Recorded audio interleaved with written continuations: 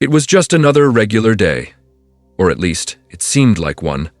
The kind of day where Judge Judy sat behind her bench, firm and focused, with her years of courtroom experience etched into every word she spoke and every glance she gave. Known for her quick judgments, piercing questions, and unshakable presence, she was the image of composure, untouched, almost untouchable.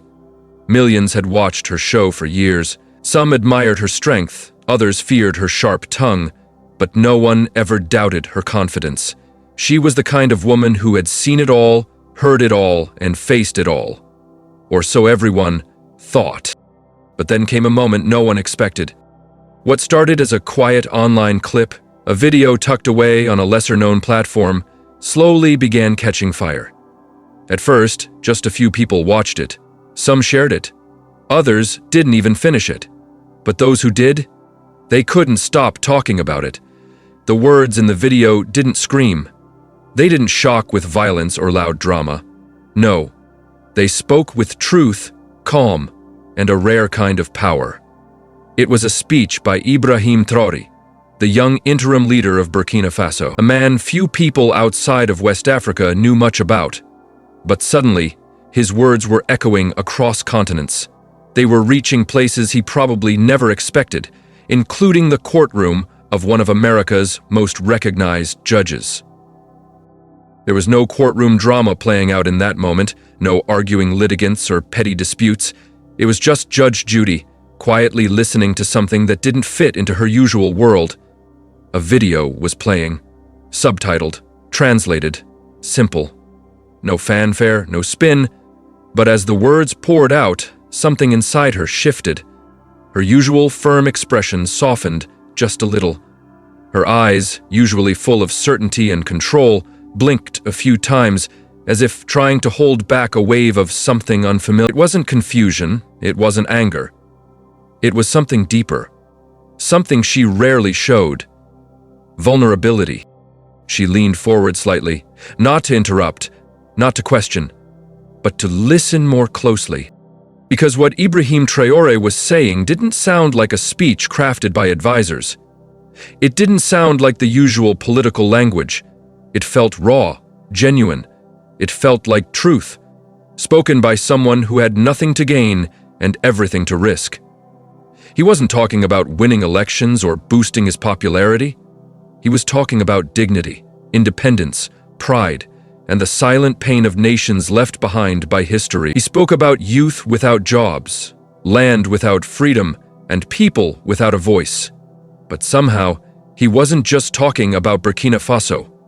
He was talking about all of us.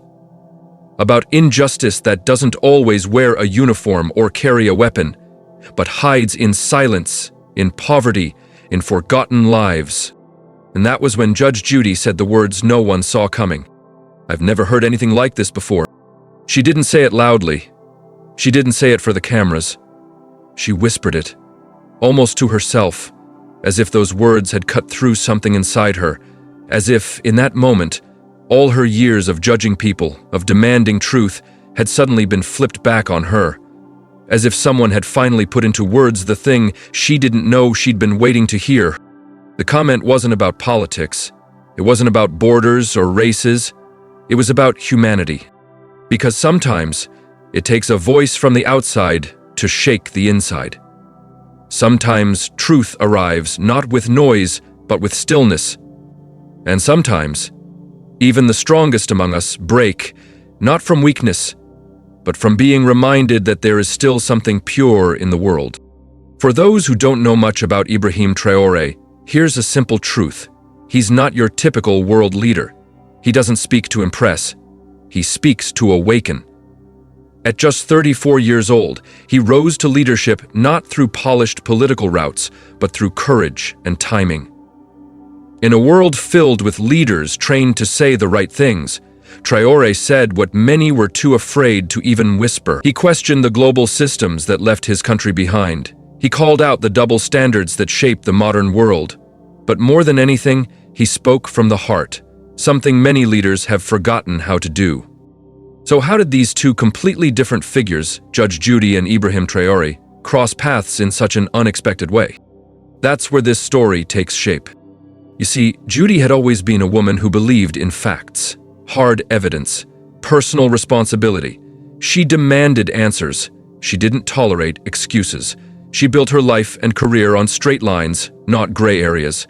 But Traoré didn't come with files or documents. He came with perspective, something even the sharpest judges don't always see. As Judy watched the clip, the courtroom around her felt smaller. The walls didn't echo with voices. They echoed with silence. And for the first time in a long time, she wasn't the one doing the judging. She was just listening. And that's the powerful thing about stories like this. They remind us that no matter how far apart our worlds may seem, different countries, different languages, different lives, there is something in us that responds to truth when we hear it. Not political truth, not media truth, human truth. And in this video, that's exactly what Traoré delivered. He spoke about how foreign influence had shaped his people's struggles, how hope had slowly been replaced by survival, and how young people in his country were being told they didn't matter, when in fact, they were the key to the future. He wasn't asking for pity. He wasn't blaming. He was simply asking the world to look again, to see what had been hidden in plain sight. And that, more than anything else, is what struck Judy. Because for someone who had made a life out of seeing through people, she realized she may have missed something big. Something outside her usual courtroom walls. That moment of silence after the video ended spoke louder than any argument ever could. Even the producers, the camera crew, the assistants in the room felt it. No one wanted to break the silence. Something had happened. A moment that couldn't be scripted. And Judy, who had always had the last word, didn't rush to speak.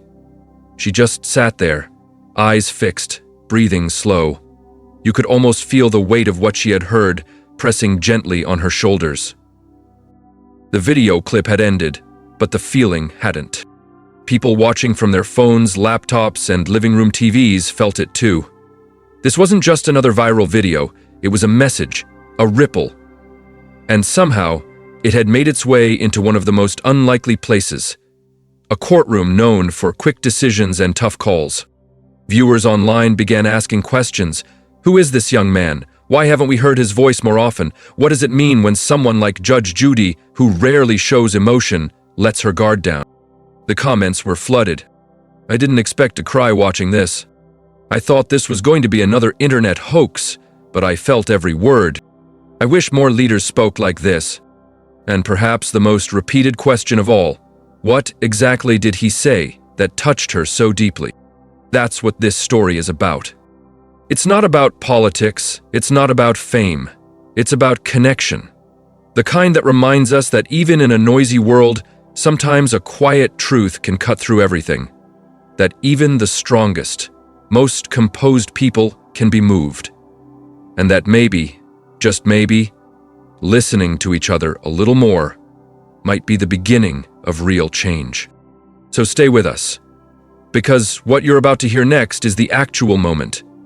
The words, the pause, the reaction, and the powerful silence that followed.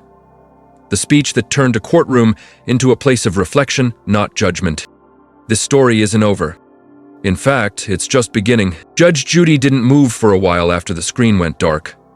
The words still lingered in the air, like the last note of a powerful song that no one wanted to end. You could tell something had shifted, not just in her face, but in the energy of the room. Normally, she'd turn her chair, jot something in her notebook, give a cue to her crew, maybe crack a sarcastic comment to break the mood. But this time, there was none of that, just silence. Heavy, real silence. And maybe that was the strange part, because Judge Judy, the woman who had always been so sure, so decisive, was now sitting in quiet reflection. Her team didn't interrupt. No one dared. It was as if they all felt it too, that this moment didn't need noise. It needed space. What was it about Ibrahim Traoré's words that reached her like that? Maybe it was the honesty. The way he didn't dress his message in rehearsed lines. He spoke like a man who had lived the very things he described. There was something about how he talked about forgotten people, not as statistics, but as sons, daughters, mothers, workers, humans. He spoke of a system that wasn't built to serve everyone, one where some voices were turned into echoes, and others were never even allowed to speak. And though Judge Judy came from a world so far removed from Traoré's, there was a strange connection. Maybe she saw in his words a reflection of the very thing she had built her career on: truth. Not the polished kind, not the kind found in textbooks or media bites, but the kind that's lived through pain, silence, and resistance. It wasn't just his words that got to her, it was the contrast. The fact that a young man who had grown up in a country that rarely made global headlines except for tragedy or poverty could stand and speak with such calm authority, without bitterness, without fear. That alone challenged everything she thought she knew about power, about leadership, about voice. Judy was someone who had spent her life hearing people out. She had made snap decisions, called out lies, exposed manipulation, but for once, she wasn't there to judge. She was just present. And maybe that's what made the moment so powerful. She wasn't expected to respond. She wasn't expected to rule. She was simply asked to listen. The clip that changed everything wasn't long, barely 10 minutes. But in that short time, Ibrahim Traoré managed to put into words what many people around the world had only felt. That sense of being ignored. That frustration of working twice as hard to be seen, only to remain invisible. That quiet grief of knowing you belong to a place rich in history, culture, and life, but always introduced as a problem. He spoke of Africa, not as a victim, not as a beggar, but as a continent full of potential, blocked not by its own people, but by global systems built on inequality. He spoke about the weight of foreign interference, the cost of silence, and the bravery it takes to speak up when you know it might cost you everything. He said, "Any work ever..." Judge Judy had heard many kinds of speeches over her long career, but this wasn't one of them. This wasn't about politics or making headlines. It was something different. It was raw and unfiltered, the kind of message that doesn't try to impress, it just is. And as the hours passed, that feeling didn't leave her. She couldn't shake it. Even long after the cameras were off and her team had packed up, the voice of Ibrahim Traoré still echoed in her mind. Not because of the way he said it, but because of what he said. For the next few days, something odd happened. The clip started spreading, not through mainstream outlets, but through people. Word of mouth. Quiet shares in private chats. People weren't just watching the speech, they were watching her reaction. They saw something in Judy that they weren't used to seeing. A moment of quiet, a moment of reflection, maybe even remorse. Across social media, the comments grew. Some praised Traoré's courage. Others wondered why more people hadn't heard of him. A few critics tried to dismiss the speech as emotional or dramatic. But those voices were drowned by thousands of others who said, "Finally, someone said it." And still, the question remained. Why did this moment, out of all the thousands she had witnessed, affect Judge Judy so deeply? Some say it was guilt. That maybe, after decades of dealing with individual conflicts, she suddenly felt the weight of a much bigger, more global injustice. Others said it was admiration, that she had recognized leadership in its purest form, something that didn't need money or position, just clarity and courage. And maybe it was both. Because deep down, Judy had always believed in accountability. But Traoré's speech introduced a different kind of accountability. One that wasn't about right or wrong in a courtroom, but about right and wrong in the world. And that's where the tension grew. Because once you hear something like that, something that cracks open your usual way of seeing things, you can't just forget it. You can't unhear it. It sticks with you. It asks questions you don't have answers for. Judy began revisiting the video. She watched it more than once. Each time, a different line stood out. One moment, it was the way he said, "We do not ask for permission to be free." Another time, it was when he looked directly into the crowd and said, "Our dignity is not negotiable." These weren't just powerful lines, they were reminders. And sometimes, reminders are the most painful truths of all. The deeper you look into Traoré's life, the more complicated things get. He wasn't just a military man turned leader. He was a student, a thinker, a person shaped by years of seeing his people struggle, not from lack of effort, but from a system that never gave them a real chance. He wasn't asking for sympathy, he was calling out the hypocrisy of a world that speaks of equality, but operates on quiet domination. And as that realization sank in, Judy found herself looking at the world differently. Not as a judge, but as a citizen. She began to understand that truth doesn't always come from where you expect it, that sometimes the most important voices are the ones we've never heard before, not because they weren't speaking, but because no one was listening. This shift didn't go unnoticed. Her production team saw it, her close friends noticed a change in her tone, the way she asked questions, even the way she looked at people. It wasn't dramatic. It wasn't for show. It was subtle, but real. There were talks of inviting Traoré to speak on a larger platform, of creating a special episode to address the global issues his speech touched on. But something held Judy back. Maybe it was respect. Maybe she felt that turning this into a segment would cheapen it. Maybe she believed the message was already loud enough and didn't need a studio to give it meaning. Instead, she encouraged her team to dig deeper, to look beyond the headlines, beyond the easy narratives, to ask better questions, to explore how voices like Traoré's could help shape how justice is understood, not just in courtrooms, but in culture, in systems, in everyday life. But the bigger question still lingered. What happens when someone like Judge Judy, so established, so respected, starts to question the very foundation of what she's built her life on? That's where the real tension lies. Because change isn't easy, especially for people who've spent their lives believing in one version of truth. But maybe, just maybe, the strongest kind of change doesn't come from rejection. It comes from listening. And from being willing to say, "I didn't know, but now I do." As the days passed, the online buzz continued. The video reached more people. Some in media circles started asking if Judy would speak publicly about it. A few reporters even reached out to Traoré's team, trying to get a statement, trying to piece together this strange and powerful connection between two people from completely different worlds. But no answers came. Not yet. Because this story still isn't over. The world had witnessed a moment. A moment where truth, spoken quietly but confidently, broke through the noise. A moment where a woman known for judging others took a pause and simply listened. And now, the world is waiting to see what comes next. Something had been set in motion, and no one could quite name it yet.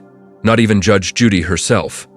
But it was there, stirring quietly beneath the surface. That speech from Ibrahim Traoré had become more than just words. It had become a mirror. And once you've looked into a mirror that shows you something new, something raw, something real, you don't walk away unchanged. What followed wasn't some dramatic public statement or emotional breakdown aired on TV. It was something much more subtle, and maybe more meaningful. A shift in energy. Judy started asking different questions, both in her work and in her personal life. She began pushing her team to dig beyond the surface, to look past the stories people were presenting in court and ask, what brought them here in the first place? At the same time, thousands of miles away, Ibrahim Traoré continued doing what he always had, speaking truth. But now, more people were listening. Journalists started reaching out. Invitations began to arrive from international platforms, eager to hear him speak again. But Traoré, calm and composed, wasn't in a rush to be a celebrity. He had seen what fame could do to a message. He wasn't looking for applause. He wanted impact, quiet, real, lasting impact. Yet with more eyes on him came more pressure. Critics began to circle. Some questioned his motives. Others accused him of being too bold, too blunt. International organizations felt uneasy. Power doesn't like to be challenged, especially by voices it once ignored. And this is where the conflict deepens, not just on a political level, but on a deeply human one. Because while one part of the world was waking up to Traoré's message, another part was working to drown it out. Judge Judy, now more aware than ever, found herself caught in between. She wasn't an activist. She wasn't a politician. But she was a person with a platform, with influence, with a voice people trusted. And that voice, for the first time in a long time, felt unsure of what to say. In private conversations, she began asking deeper questions. Why haven't we heard voices like his before? How do we decide who gets to speak and who gets silenced? What part do we play, without even realizing, in keeping some stories buried? At one point, during a meeting with her producers, someone mentioned doing a global justice special, a big televised event bringing together voices from around the world. A few executives loved the idea. They saw headlines, ratings, buzz. But Judy hesitated. She knew the risk, that turning this into just another show could cheapen the message, that the moment she put a camera in front of it, some people would stop listening and start watching. And that wasn't the point. So instead, she started something quieter. She asked her researchers to pull stories from countries that rarely made it into the American spotlight. Not the tragic ones, but the human ones. Stories of strength, struggle, resistance, resilience. She wanted to understand the bigger picture, how systems had shaped not just individuals, but entire generations. And as those stories began to pile up, stories of farmers pushed off their land, of students silenced for asking questions, of communities left behind by global decisions made in boardrooms far away, the puzzle pieces began to connect. This wasn't just about one speech or one reaction. It was about a pattern so old and so quiet that most people never saw it. That's when a new subplot began to emerge, a quiet internal debate within Judy's own circle. Some members of her team felt they were stepping into territory they weren't prepared for. "We're not journalists," one assistant said. "We do courtroom television. This is too political." But Judy pushed back. "This isn't about politics," she said. "It's about people." Still, the tension within the team grew. Some felt inspired. Others felt unsure. One senior producer even suggested dropping the project altogether before it became too complicated. But by then, it was already too late. Judy had felt something she couldn't unfeel, and she wasn't about to turn away from it. Meanwhile, back in Burkina Faso, Traoré was facing his own storm. Foreign diplomats began asking more questions. Aid agreements were being quietly reviewed. Rumors spread about pressure being put on him behind closed doors, and though he never said it directly, you could see it in his eyes. The weight of carrying a message that the world wasn't entirely ready to hear. But still, he stood firm. He visited schools, he met with farmers, he sat with elders and listened more than he spoke. He didn't change his tone. If anything, he grew more focused. Because now, more than ever, he knew the message mattered. And it wasn't just his message. It was the message of every forgotten voice. Every young person who had been told their dreams didn't matter. Every mother who had buried hope under the weight of poverty. Every teacher who had tried to speak truth in a system designed to keep things quiet. And somewhere in the middle of all of this, between the silence and the spotlight, stood Judy, watching, listening, processing. That's where the deeper conflict took root. Because now, this wasn't just about what Ibrahim Traoré had said. It was about what people would do with what he said. Would they turn away once the emotional buzz wore off? Would they reduce it to a viral moment and move on? Or would they let it change something inside them? That's the question Judy kept asking herself. Not out loud, not for the cameras, but late at night when everything was still. She would sit with a notepad, scribbling half-thoughts, circling questions she didn't yet have answers for. She thought about her past cases, the patterns she'd seen, the assumptions she'd made, the truths she had accepted without ever questioning their origins. She thought about her audience, millions of people who trusted her to make sense of right and wrong. And she wondered, had she ever truly looked beyond the walls of her courtroom? The lines were blurring now. Justice wasn't just about the law anymore. It was about access, about opportunity, about whether people even had the right tools to seek fairness in the first place. And so, without a press release, without a formal decision, she quietly began working on something new, a long-form story, a documentary maybe, or a series, something that could open space for the stories that had been left out for too long. She knew it wouldn't be easy, that some people would call it a distraction, that others would accuse her of stepping outside her lane. But she also knew this: once you've heard truth spoken that clearly, you can't pretend you haven't. You can't go back to the noise and pretend it's enough. And that was the true conflict now, between staying comfortable or facing the discomfort of change. Because the world didn't need another speech. It needed people who were willing to listen differently. The tension remains.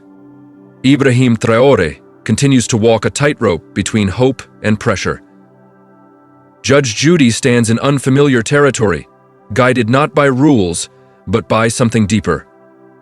And the audience, millions around the world, are still watching, waiting, wondering. The moment has passed. The pressure was mounting on both sides of the world, and neither Judge Judy nor Ibrahim Traoré could escape the storm quietly building around them. What had started as a quiet moment of truth, captured in a 10-minute video clip, had turned into something far bigger. Something neither of them had planned for. But now, neither could walk away from. Whispers had grown into headlines. News outlets, influencers, podcasters, all started circling around the story. They weren't just interested in what Traoré had said anymore. They were asking why it had moved someone like Judge Judy so deeply. Why had a no-nonsense American courtroom icon, famous for calling out lies and cutting through excuses, been visibly shaken by a speech from a young African leader, halfway across the world? The answer wasn't simple. It wasn't something she could summarize in a soundbite, and maybe that's what kept pulling people in. Everyone was trying to decode her silence.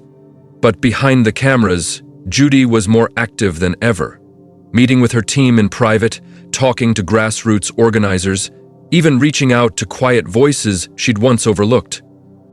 But that movement, quiet, careful, thoughtful, was starting to make noise. People in powerful places noticed, and not everyone liked what they were seeing. Traoré, meanwhile, was facing a different kind of storm. The attention was growing too fast. Every word he spoke was now dissected, twisted, reframed. Foreign advisors started showing up more frequently. Some came smiling, others did not. He'd been warned, not directly, but in ways that couldn't be mistaken. Cancel an appearance, postpone an interview, think twice before repeating certain statements. But Traoré refused to soften his truth. He kept speaking, not louder, just clearer. He told his people that dignity wasn't something given, it was claimed. And that silence, no matter how safe it felt, always came at a cost.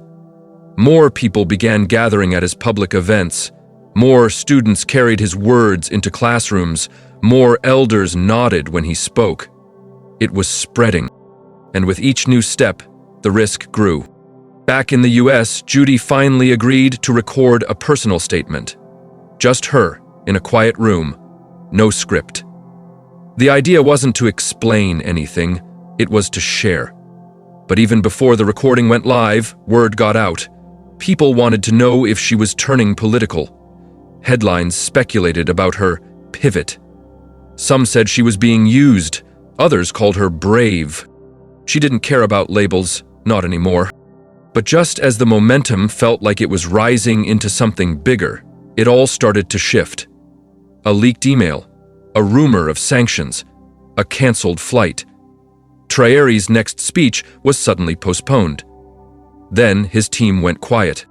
Judy, frustrated and uneasy, tried to reach out through quiet channels. No answers. For the first time since this all began, she felt the real weight of what was happening. This wasn't just a powerful message shaking up the world. This was a threat to the systems that had always controlled which stories got told and which ones disappeared. Behind closed doors, even her network executives started pulling back. Too controversial, they said. Too foreign. They began cutting meetings short. Emails went unanswered. A few sponsors called, nothing direct. Just enough to let her know this was not the direction they wanted her going. But it was too late to stop. The people had seen it, heard it, felt it. All over the world, clips of Traoré's words continued to resurface. Young people began quoting him. Teachers used his speech in classrooms, and quietly, beneath the surface, a conversation was building. About dignity, about systems, about the power of speaking when you're not supposed to. And now, the tension had reached its highest point. Traoré's silence hung heavy across the internet. Was he safe? Was he being silenced? Had something happened? And Judy, always sharp, always prepared, now stood in the eye of a storm she couldn't control. Everything she did next would be watched.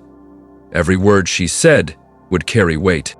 The world was watching both of them. Just when the silence around Ibrahim Traoré had started to feel suffocating, too long, too quiet, too strange, something unexpected happened. An encrypted message was delivered to a small group of trusted journalists in West Africa. No official logo, no name attached, just one sentence written in French. They're watching, but they haven't silenced me yet.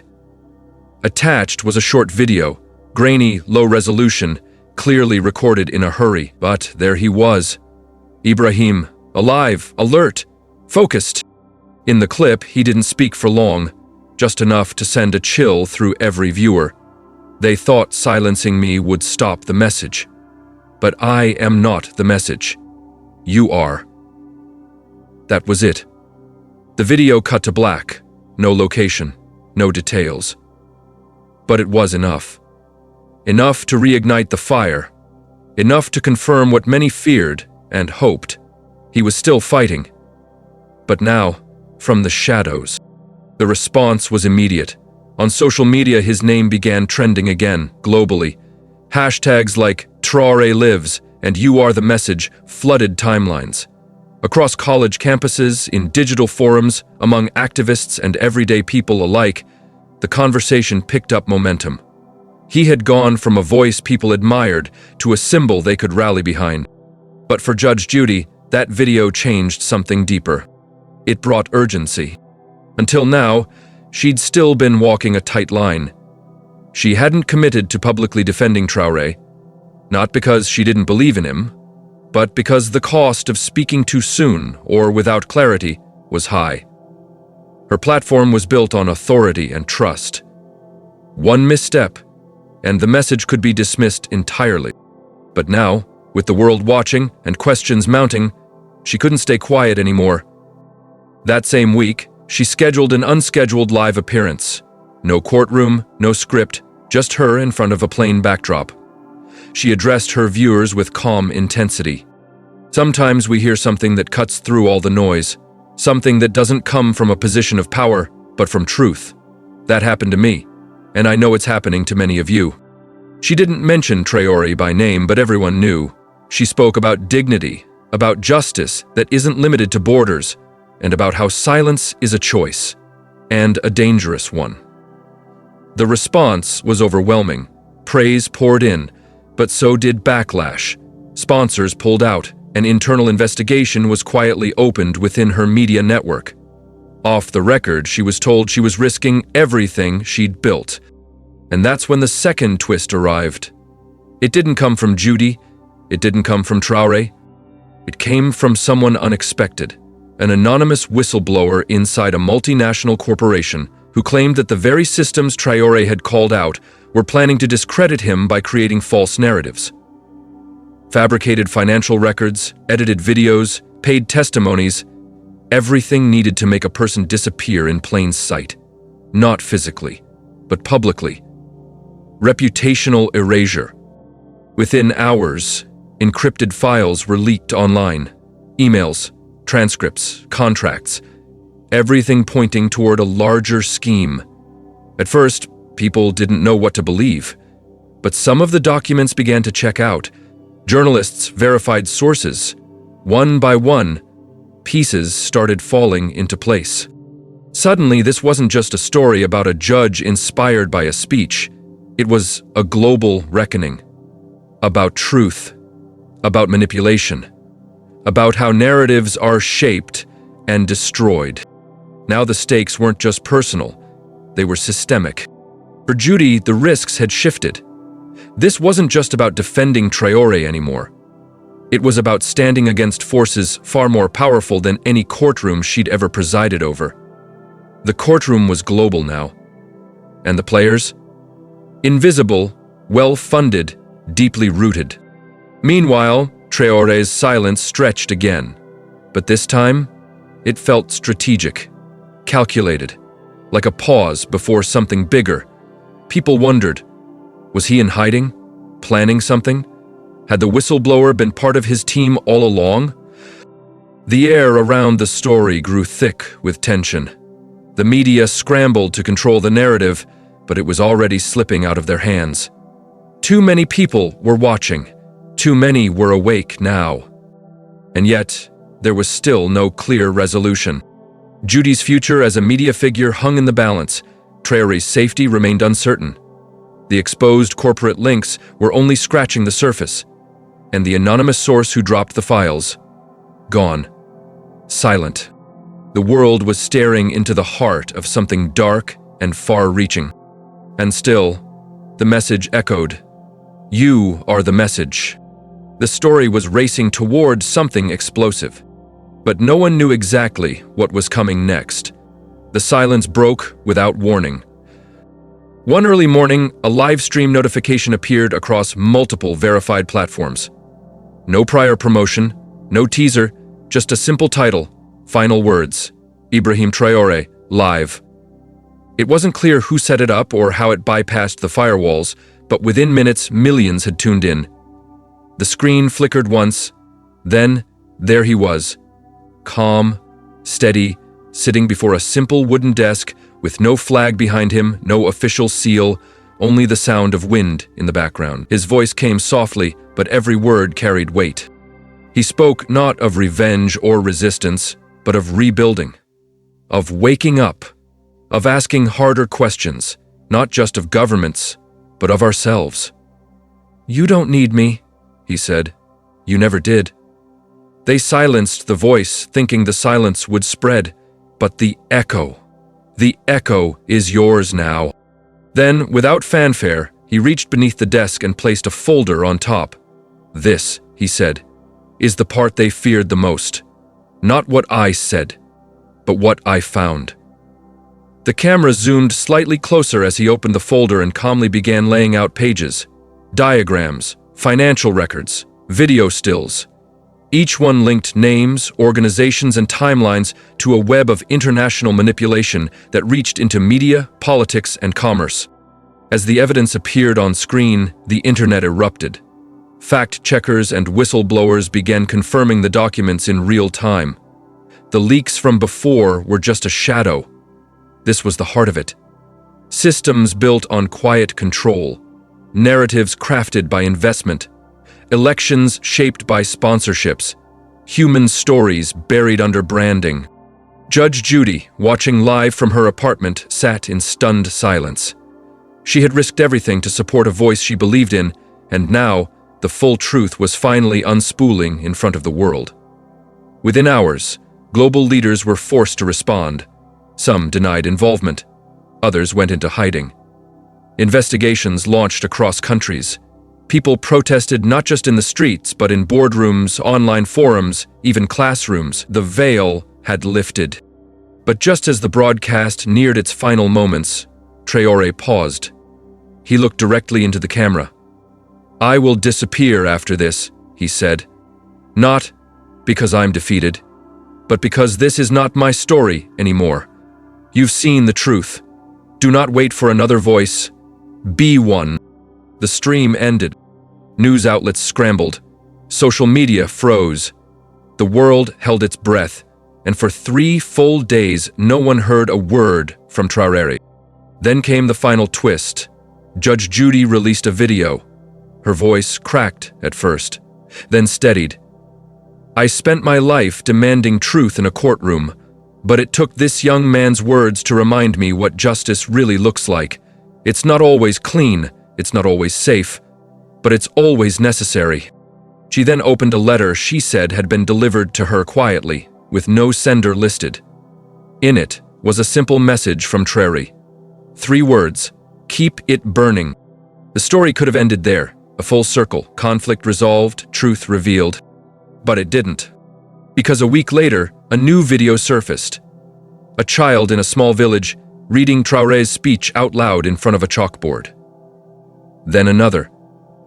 A woman at a protest in Berlin, reciting it word for word. In a classroom in Mumbai, a bookstore in Sao Paulo, a rooftop in Johannesburg. All of them carrying the words forward. No one knew exactly where Traoré had gone, but the message, his message, was everywhere. And that was the unexpected truth. That sometimes the most powerful legacy isn't the voice we remember, but the echo we carry forward. In the days that followed, the world began to settle, but it would never return to what it was before. The wave that had started with a single voice now echoed through every corner of society. Ibrahim Traoré had vanished without a trace, but his message remained alive. Not as something stuck in a video clip, but as a living, breathing movement carried by people. From community halls to city squares, from university lectures to family dinner tables, conversations were changing. Something had shifted. People had been reminded that their voice mattered, and that silence, while comfortable, could be complicit.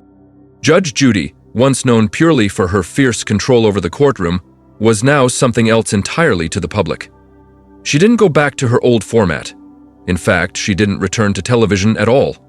Instead, she began visiting schools, small towns, and legal aid centers, quietly, without cameras, offering her knowledge to communities that had never expected to see her outside of a screen.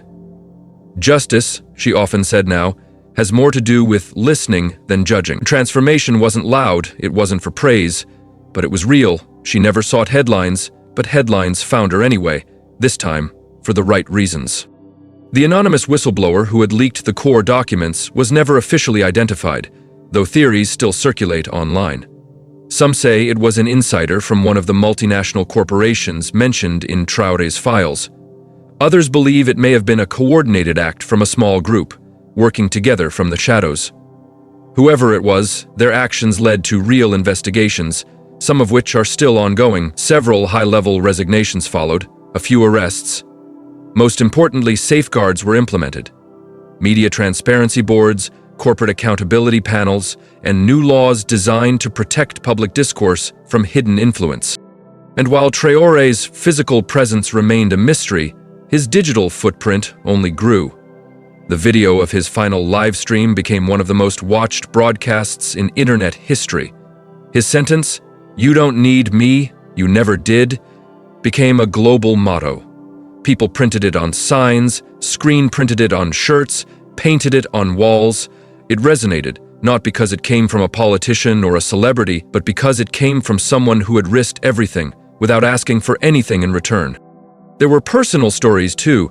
A young journalist in Lagos started a podcast inspired by the events, focusing on voices ignored by mainstream media.